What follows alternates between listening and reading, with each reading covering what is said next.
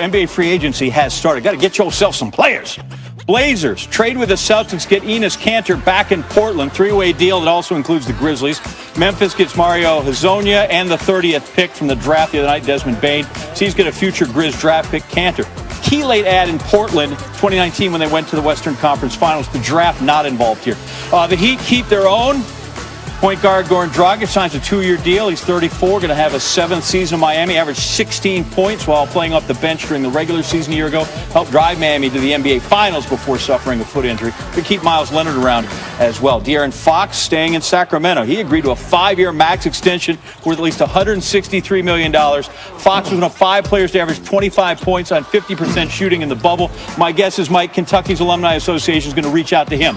According to Adrian Woj, who's sitting right here, Danilo Gallinari signing a 3-year, $61.5 million contract to join the Hawks. Going to leave OKC. Gallinari made 148 catch and shoot three-pointers last season. That was 6th best in the league. And then this one just breaking, 6th man of the year. Of course, he's a Clipper. Montrezl Harrell agrees to a 2-year deal with the Lakers. Going across town. He's playing in the same building, actually. Harrell averaged 14.8 points per game last season, which was the 4th most in the league, behind only Giannis, Zion, and Russell Westbrook. There are plenty of other players on the move. Dwight Howard has agreed to a 1-year deal with the Sixers. He just keeps bouncing around the league. Mason Plumlee headed to the Pistons, 3-year deal. Derek Favors, he's going back to Utah. After some players staying put, Jordan Clarkson, Mizzou, agreed to a 4-year deal worth $52 million to stay with the Jazz. Rodney Hood staying put in Portland. That's also a 2-year deal. And Joe Harris is back with the Nets, and he's hooked up on his contract for 4 years. All right, Woj is here, scheduled for 3 minutes and 45 seconds, which would be the longest you've stayed off your phone in how long? Like 4 days? Yeah, about that. We'll see if that holds. Let's start with Danilo Gallinari finalizing his agreement with the Hawks, okay? Does that impact, or how does it, with where Gordon Hayward's going to land? Well, it's certainly a team off the board for Gordon Hayward. They did have interest in him. Gallinari is a great pickup for the Hawks. That's a young team, a really good young core led by Trae Young. They want to get closer to the playoffs. And Gallinari, coming off a very good year in Oklahoma City, is there. And you're seeing teams like that. Some of these younger teams with cap space going out and trying to improve themselves. Detroit has made a series of moves tonight. Does OKC even have any players left? I mean, they keep flipping guys leaving free. I mean, they have all those picks, but they don't have them all here in the next day and a half. Free agency tonight, because we got all these things came in the last 3 hours. How busy is it? Where's the buzz tonight? Well, you're seeing a lot of deals. This is a depressed marketplace. You've got ownership that and who don't have fans. You're seeing, I think, a lot of agents taking offers that are there on the table, but you're seeing a great premium on shooting. Joe Harris, 4 years, $75 million to return with Kyrie, KD. Davis Bertans in Washington, solidifying his role next to Bradley Beal. 5 years, $80 million. And obviously Gallinari, 61. There's a premium on shooting right now, and you see it with those players. See folks getting picked here and here. Is there anybody, is there a Jenga piece? Is there a domino here they're waiting for fall that might change a bunch of stuff? Because from the depressed market, it doesn't sound like maybe they're that guy, but what do we see? Yeah, this is not going to be a free agency where you're going to see a lot of impact players changing teams. It's Christian Wood going to Houston, just reported 3 years, $41 million from Chicago, or from Detroit, excuse me. Montrezl Harrell going to the Lakers, 2 years, $19 million. So he goes from the Clippers to the Lakers when Dwight Howard left for Philly. And now Anthony Davis with the Lakers, who's going to take some time deciding the kind of deal he's going to do, the length of the deal. He can do a 2+1 that would align him with LeBron James contractually. He may not decide until at least after Thanksgiving. So AD certainly out there. That's the one everybody is watching, although they don't expect him really to He's not going anywhere. And then real quick, with the Nets, because the James Harden thing's floating out there, I don't know that necessarily they've talked about it, but everybody else has. As they do things, we watch, you mentioned Joe Harris gets signed, Landry Shamet gets traded for. Do we know that they're stockpiling other pieces, or is this just like, no, these are guys on our team? Yeah, they talked early, over a week ago with Houston, not very substantive talks. Houston's not shown a desire right now to really want to move quickly on James Harden. Joe Harris was the offseason priority for Sean Marks in Brooklyn. He gets that $75 million deal. They bring Landry Shamet in, and we'll see. There's still more moves to be made in Brooklyn, but they're focused now on just having those complementary guys around KD and Kyrie, and Harris was at the top of the list to keep him. Really, because they get their big free agent addition from last year, this year, when Kevin Durant and the big player's back. still out there. Gordon Hayward, he's still talking. He's an unrestricted free agent. He's somebody who can certainly move the needle around the league when he makes his decision. That's Woj here on this Sports Center. Obviously, we'll get him his own ESPN network, and you can watch him days and days and days until the season starts. Thanks, Woj. Say, John. Well, when the Raptors open the next NBA season, they won't even be playing in their home arena. The organization announcing today that due to the COVID-19 restrictions in Canada, the team will tip off the season in Tampa instead of Toronto. Game set for the same arena where the Stanley Cup champion Lightning play. Raptors president Masai Ujiri had this to say about playing in Tampa, quote, ultimately, the current public health situation facing Canadians, combined with the urgent need to determine where we will play games, means that we will begin our 2020-21 season in Tampa, Florida. So we'll be away from our home and our fans for now. They say absence makes the heart grow fonder.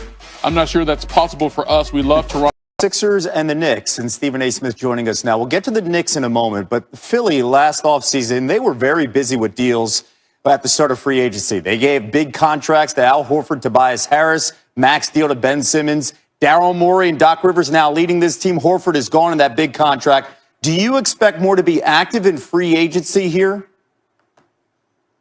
Well, first of all, that's his MO. So, of course, I expect him to be active. Secondly, and more importantly, think about what he's doing here. You add Danny Green, you add Terrence Ferguson, you definitely add Seth Curry, who's a Curry. That means he can shoot, okay? So you're trying to surround your big man, Joel Embiid, with shooters, particularly in the event that you end up losing Ben Simmons because you're going after James Harden yourself. I don't know whether that'll happen or not, but I know if I'm the Philadelphia 76ers, I certainly do not want to let James Harden go to Brooklyn. Remember, Daryl Morey was mired in the Western Conference for years, teasing about the potential championship squad that he had, but he kept running into a trifecta that he simply couldn't match up against in the Golden State Warriors with the greatest shooting backcourt in the history of basketball in Klay Thompson and Steph Curry, along with Kevin Durant. Now Kevin Durant is in Brooklyn. He's got Kyrie, and he could potentially get Harden. If you're Daryl Morey, you want to make sure you get Harden to pair him with Embiid. You might want to hold on to Ben Simmons, but I doubt Tillman Fertitta and the Rockets will let you. You'll have to give up multiple pieces, picks, and things of that nature. But again, this is Daryl Morey that we're talking about. The man doesn't stand still. He certainly isn't averse to making moves. That has been his history. I don't know if there's anybody in the league that has made more moves than him in the last 12 to 13 years. I think he's like top two in the league in the number of moves. So I think he'll try something. Whether he'll be able to pull it off remains to be seen. But clearly, with what they're doing, they want to surround Joel Embiid with shooters. And I think you know this better than most, Kevin. We love Ben Simmons. He's a star and a stud, but a shooter, he is not. So surround him with guys that can space the floor and shoot. And meanwhile, let's talk about your Knicks. They shed some deals earlier this week. It's been a very good week in New York. Obi Toppin now coming in. Now the Knicks have $35 million in space. What do you expect to see from Leon Rose? Well, I think they're going to go after one or two people. They're certainly going to go after Gordon Hayward. They think he fills all the boxes and he's an ideal fit for them. I'm not sure that's true, particularly since they drafted Obi Toppin and he's box office attraction and he can pretty much play that position, even though Gordon Hayward could play the 2 or the 3, as far as I'm concerned, at least on the offensive side of the floor. But I like Fred VanVleet, and I think that even though you're hearing that he'll probably re-sign and stay in Toronto with the Raptors, even though they'll be playing in Tampa at the beginning of the season, I would love to see the New York Knicks get a point guard, somebody who's a threat to score the ball, who's poised, doesn't fold under pressure, can put up points from the perimeter, and has a championship pedigree. That's Fred VanVleet, not Frank Ntilikina, which is a primary reason why Phil Jackson is no longer an executive in the National Basketball Association, because that was his draft pick. And by the way, he passed up on Donovan Mitchell in order to get that dude. Don't get me started. In the end, what it comes down to is I think you need guard play. I think you need elevated guard play. I know the Knicks like Gordon Hayward.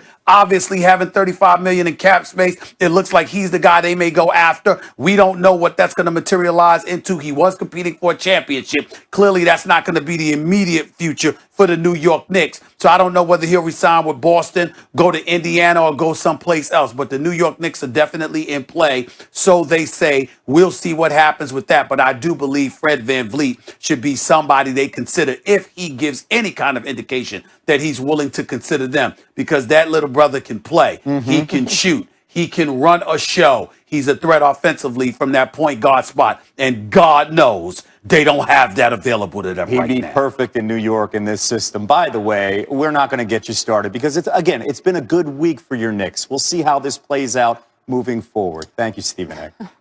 Freak. Once again, Giannis has some attractive options available. Again, he can sign a 5-year Supermax deal this offseason or next at over $45 million per season. Should he take a Supermax from another team next offseason, it would be just a 4-year deal at about $36 million per year, and that is significantly less. We're joined now live on SportsCenter by Stephen A. Smith. And Stephen A., you know how much Giannis could get from Milwaukee, $228 million over 5 years. So in your opinion, what should he do? Should he sign that Supermax with the Bucks or not? Well, I'm going to always encourage somebody to take the money. Let's get that straight, Sage. You're talking about an excess of $70 million that he would be passing up if he didn't sign with Milwaukee. So we understand that. Now, obviously, a consultation or a consolation prize, rather, would be him going to a place that has no state income tax, meaning Florida or Texas. That would basically mean Miami. But I doubt that will happen. In the end, here's the big thing to peel from this. Bogdanovich, you thought you had him. But ultimately, they messed that up, because now they're being investigated for tampering charges, and that deal has fallen through. That guy can play. He is going to be somebody that adds something to the equation. Now, if he goes to Atlanta, you have nothing to worry about. But let's say, for example, somehow, some way, the Lakers are able to get their hands on him. Maybe in a sign and trade, something along those lines involving Kyle Kuzma. Then you've buffered the Lakers roster, and you've basically eliminated any chance of Milwaukee winning a championship. I'm certainly not saying that will happen, but those are the kind of things that have been discussed over the last couple of hours. In the grand scheme of things, Milwaukee is good. They're one of the elite teams in the Eastern Conference, but do we look at them and pencil them in as champions eventually? No, we do not. And that is the kind of thing you wanted to make sure you put yourself in position to be, so you can ensure re-signing Giannis. Now that that's not the case, I don't know what to make of it, because Giannis isn't talking to anybody. We presume that he will ultimately sign with Milwaukee, but we simply don't know. Again, the addition of Drew Holiday, a good one, but is that enough for Giannis to make his decision to stay? So we'll see what he does as he stays quiet right now. Meantime, another star who recently made a big decision is James Harden, and he turned down that 2-year, $103 million extension from the Rockets. Woj reporting that his sole focus remains on the Brooklyn Nets. As for the Nets, their GM Sean Marks, he was asked earlier today about whether or not he would mortgage the team's future for a star player. Stephen A., here's his answer. If you put it like mortgage the future, I would probably say no, right? There comes a fine line where you say, okay, look, this is what we're willing to do, not only in a trade for a star player, but every trade for that matter. We want to build something sustainable here. This is not something that's a fleeting moment, like, go all in and, a year or 2 years from now, we're sitting here going, all right, well, great. Now we got to completely rebuild all over again, and we don't have the assets to rebuild with. There's the other side where you go, look, take advantage of what we have right now and take advantage of the moment. We obviously have, a talented group that we can put on the floor as is. Until we know what deals are being offered or we're offering, it would be difficult to say. But by mortgaging your future, Stefan, no, we wouldn't want to do that. Yeah, Sean Marks, I don't think he said James Harden's name once at all there. Probably pretty smart. But he's talking to his fan base, his team, but also talking to the Houston Rockets, Stephen A. So what do you think the likelihood is that Harden gets what he wants and gets to Brooklyn? Well, I still think it's a 50-50 proposition, but let's give major props to Sean Marks. I mean, he danced better than Fred Astaire, Michael Jackson, and Sammy Davis Jr. all rolled into one, God rest their souls. The fact of the matter is, when you look at what he's talking about not mortgaging their future. Karis LeVert can play. Spencer Dinwiddie can play. Jared Allen can play. And certainly you don't want to give up multiple picks. But let me remind everybody, James Harden and Kevin Durant ain't approaching 40. Both of them are age 32. They've got at least 5 years left in this league at a very elite level. But who's to say Kevin Durant's going to stay in Brooklyn for that long? Signed a 4-year deal, 3-year to opt out. He didn't play this year. He's got about 2 full seasons left. You better win a championship. If you got Kevin Durant on your squad, he's coming off the Achilles. You don't know whether or not he's going to be 100%. We know Kyrie Irving is injury prone, and what you have the opportunity to get is a 3-time scoring champion, one of the most prolific scorers this game has ever seen, and he wants to come to your squad in Brooklyn, not Madison Square Garden, Brooklyn, with KD and Kyrie, and you're going to sit up there and say, we don't want to mortgage our future involving Spencer Dinwiddie and Karis LeVert. I love those players. They got a lot of promise, but they ain't KD, they ain't Harden, they ain't Kyrie. Sean Marks needs to stop that stuff and stop dancing as much as he's dancing. Or maybe he can dance and just say, hey, I'm dancing right now. Y'all figure out what the hell I want to do. But he should want to get Harden, and if he has to give up those assets to get him, you go ahead and you do it, because it's Brooklyn, it's KD, it's Kyrie, period. Stephen A., maybe it is strategic, talking specifically to Houston, bring me something good. Sure. I want a deal. I mean, hey, he's smart. That's what I mean why by he's dancing. the GM. Exactly. By the way, no matter what, the entirety of the sports center